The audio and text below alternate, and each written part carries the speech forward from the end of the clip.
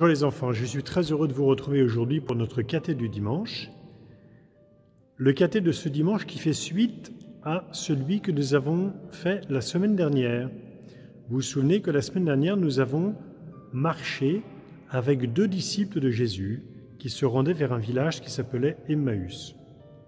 Et en marchant, alors qu'ils étaient tout tristes, après la mort de Jésus, Jésus est venu à leur rencontre.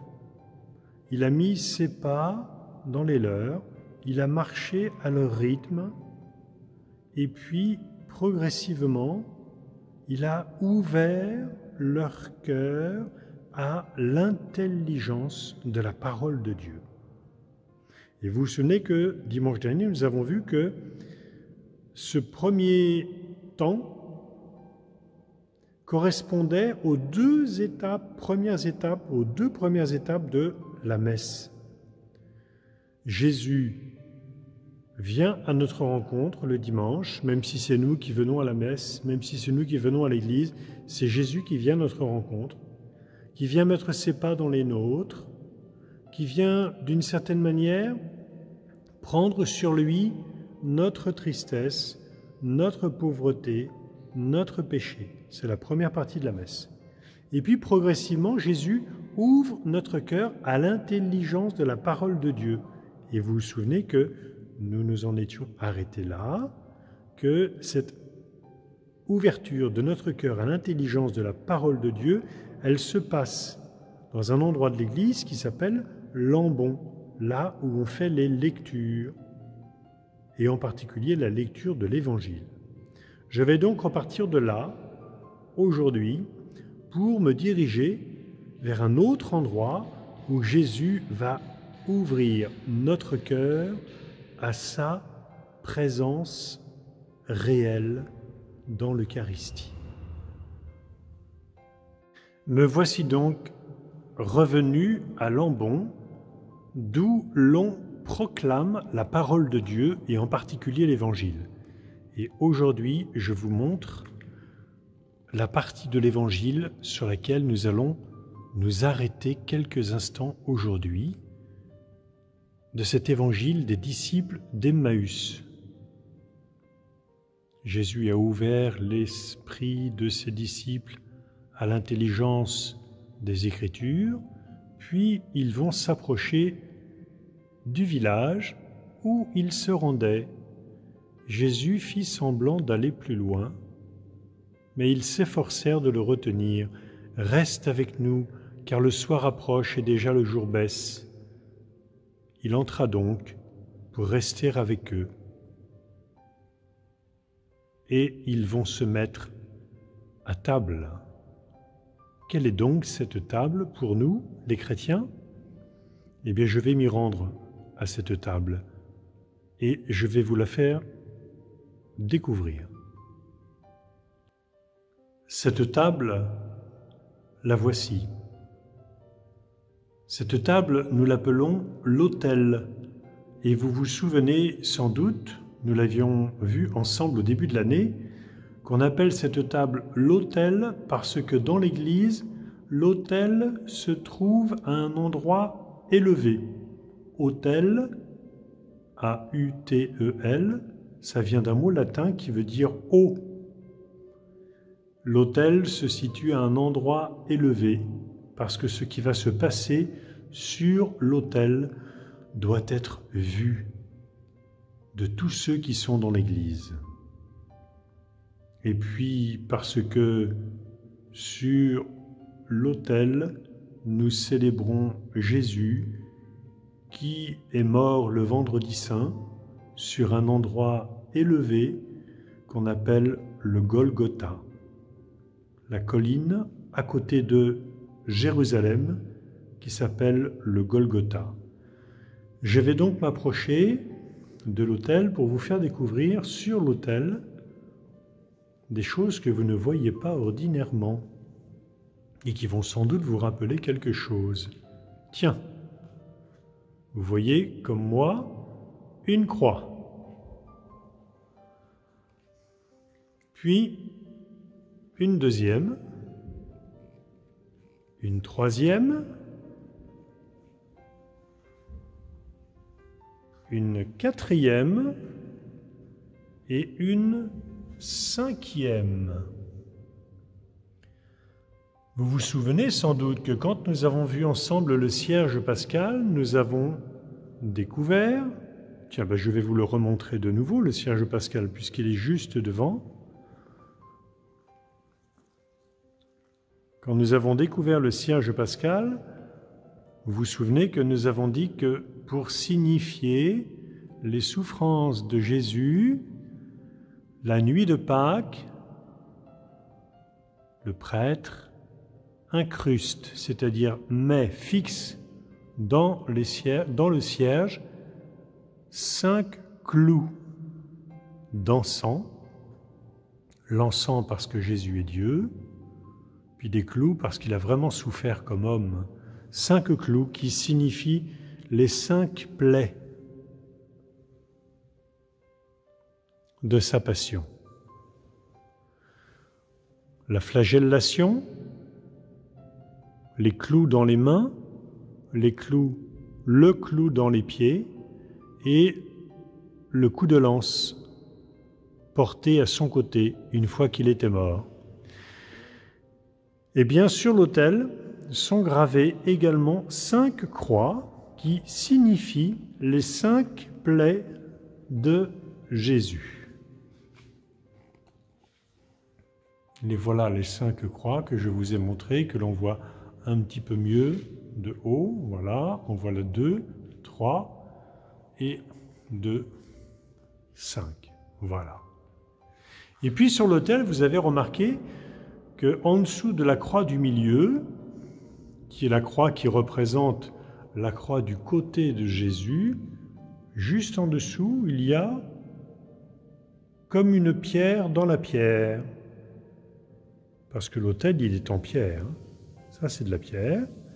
Et dans cette pierre, il y a une autre pierre qui a été incrustée dans la pierre. Qu'est-ce que c'est que cette pierre?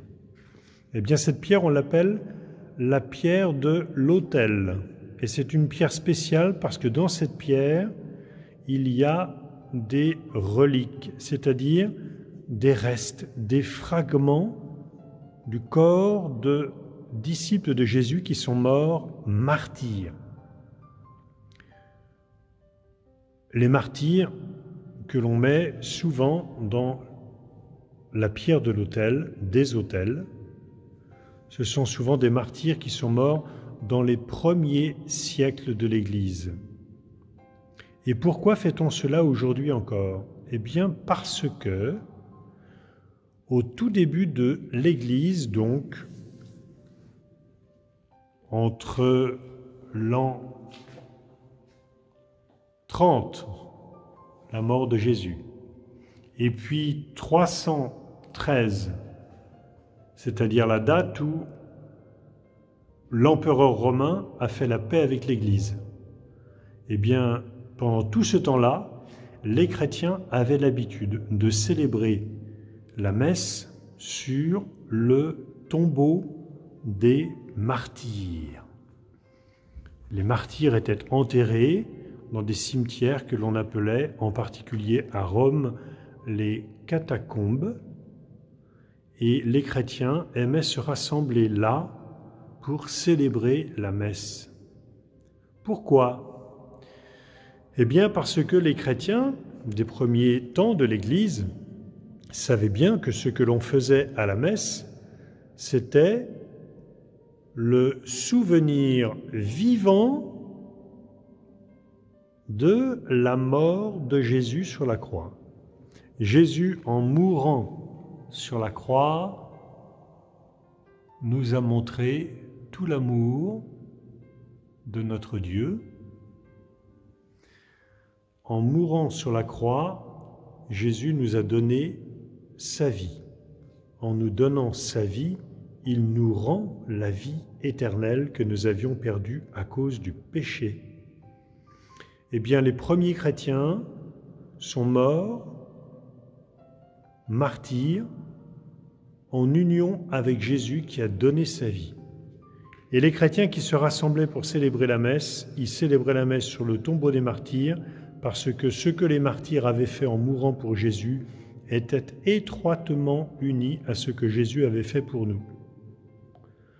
Les chrétiens ont toujours cru que ce qui se vit, ce qui se déroule sur l'autel, c'est la mémoire vivante du sacrifice que Jésus a accompli par amour pour nous sur la croix. Je vais maintenant vous montrer l'autel avec sa nappe. Je vais remettre la nappe sur l'autel et puis je vais mettre sur la nappe les vases sacrés dans lesquels seront contenus le corps et le sang de Jésus après la consécration. Reste avec nous, car le soir approche et déjà le jour baisse.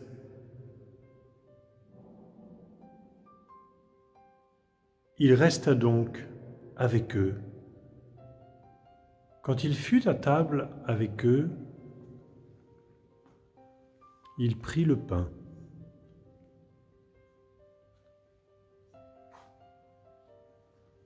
Il le rompit.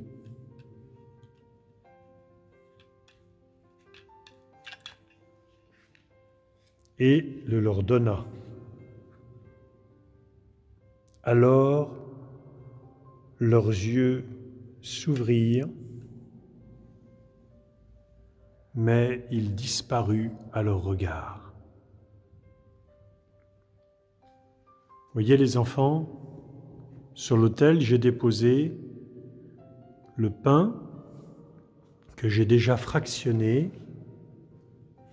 et le calice dans lequel le prêtre dépose du vin avec une petite goutte d'eau. Le pain, à un moment donné de la messe, après la consécration, le prêtre le rompt, le fractionne en deux et il le montre aux fidèles qui sont rassemblés en leur disant « Voici l'agneau de Dieu, voici celui qui enlève les péchés du monde. » Le prêtre fait donc le geste que Jésus a fait et qui signifie, cette fraction, elle signifie que Jésus a été rompu par la mort. La mort de Jésus, elle a produit une rupture puisqu'il est passé de la vie de la terre à la vie du ciel en passant par la mort. Les disciples d'Emmaüs ont reconnu Jésus quand il a rompu le pain, se souvenant ainsi que c'est sur la croix sur laquelle Jésus est mort que nous est rendue la vie.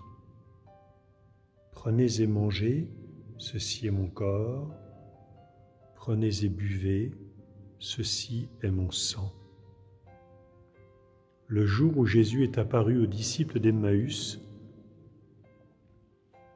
après avoir mieux compris la parole de Dieu par l'explication que Jésus leur a donnée de ce qui était annoncé dans la Bible le concernant, Jésus s'est fait reconnaître en fractionnant le pain quand il était à table avec eux.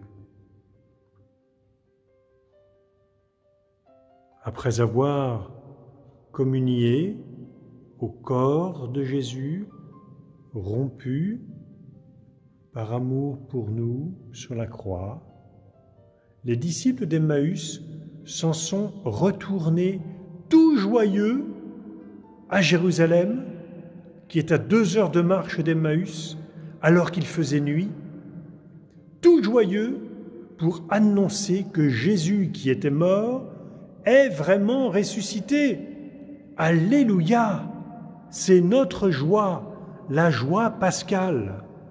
Eh bien, à la messe, nous aussi, après avoir entendu les paroles de Jésus qui change le pain en son corps, le vin en son sang, et après avoir nous aussi communié, nous sommes invités par le prêtre à aller dans la paix du Christ.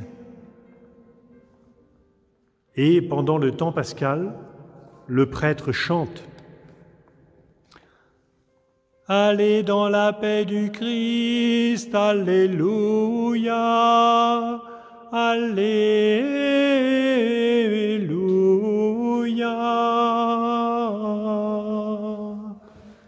Nous rendons grâce à Dieu, Alléluia, Alléluia.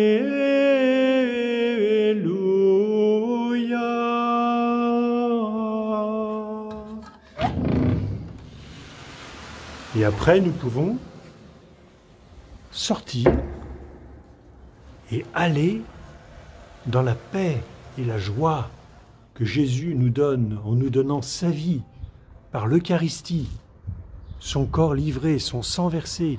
Nous pouvons aller dans la paix du Christ pour annoncer de toutes les manières que Jésus est vraiment ressuscité, qu'il est vivant au milieu de nous, qu'il demeure toujours au milieu de nous, que Jésus est le seul sauveur du monde. Voilà les enfants, ce que je voulais vous dire aujourd'hui en lien avec ce bel évangile des disciples d'Emmaüs que nous avons lu il y a maintenant 2 semaines, le dimanche à la messe, et qui nous remplit de joie. Eh bien aujourd'hui, je vous souhaite un très bon dimanche en espérant vous revoir très bientôt. Bon dimanche!